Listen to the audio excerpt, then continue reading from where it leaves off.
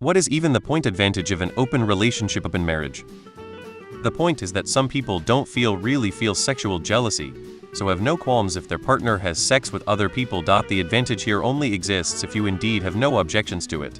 People obviously like sex, and having it can make you happier.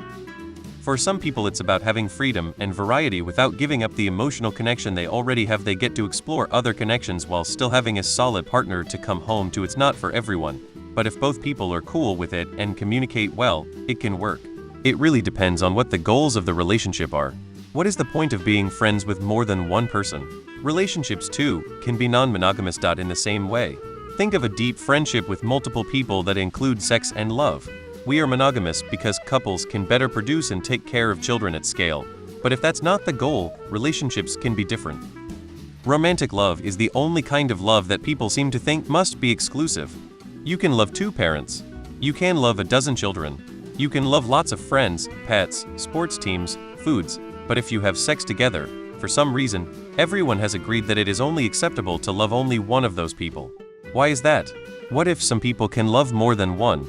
Or even more radical, actually less radical, you can love one person that way, but still be okay with having non-love sex just for fun with other people. Some people think that is okay too. I know a few couples where both people can't seem to stop cheating on each other, and they have all of these apps that track location, call text history, access to each other's social media, etc.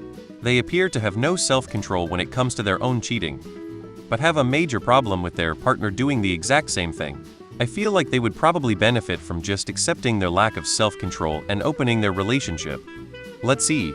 I'm a man married to a woman. She has a kink for watching me with a man, so we practice consensual non-monogamy and set up nights with another man. You also can't have a threesome without a third person.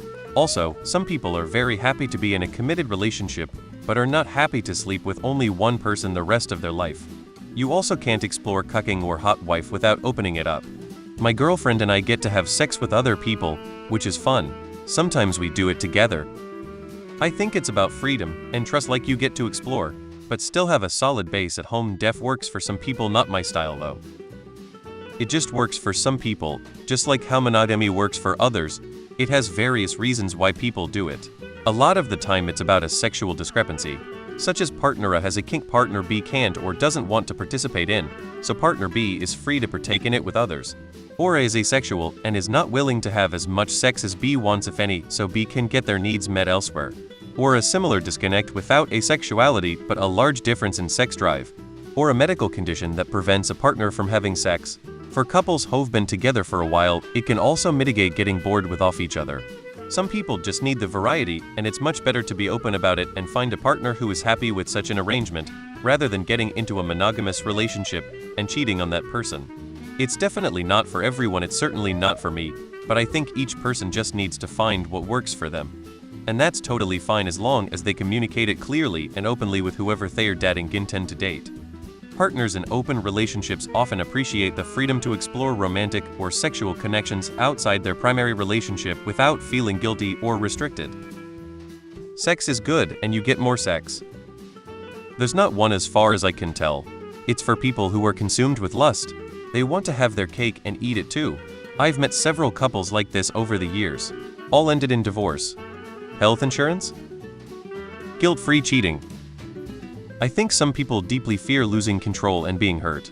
In this case, the way to counteract that fear is to willfully give up control by relenting to the idea that they are unbothered by sharing their partner with others.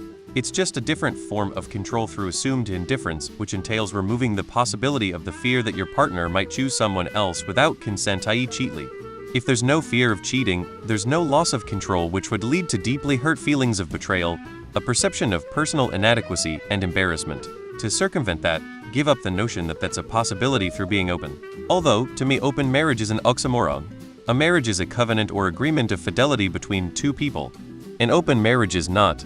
Sex is a component of that, but not the core.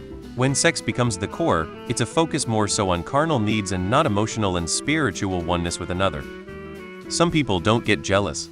A healthy non-monogamous relationship just means more of all of the good parts of being in a relationship as long as you keep up with the basics: communication, trust, and boundaries. Like, imagine having a second best friend that gets along with your first best friend.